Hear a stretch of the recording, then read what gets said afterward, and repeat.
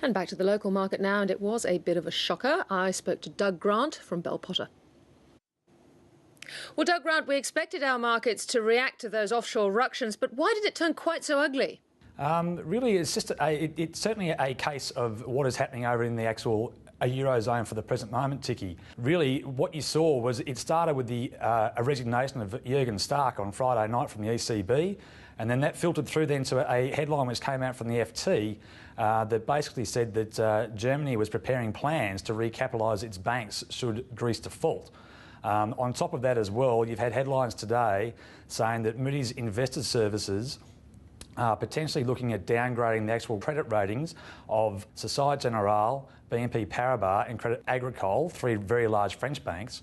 And as well, there was an article I saw just very late come across the actual wires. It basically said that the German economic minister was releasing a statement at some stage that was possibly going to say that an orderly default of Greece could not be ruled out.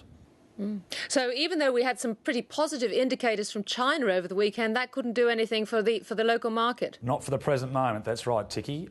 In regards to China, they did come out with some very decent numbers, certainly in regards to imports from August. That was up some 30%. And part of that as well was on Friday, I think you would have seen that the inflation numbers in China had actually had come off for the first time in about 3 years. So that allayed fears of potential further rate rises over there. As well, I mean, for our iron ore producers such as Fortescue and Rio, the iron ore imports are up 8% month on month or 32% year on year. Well, all in all, not a good day for Cochlear to announce a product recall. Absolutely not. It was down about 20.5% today, and it all had to do with a recall of its CI500 device. Apparently, one of them, they're having a less than 1% a malfunction, but they've decided to recall everything off the shelf.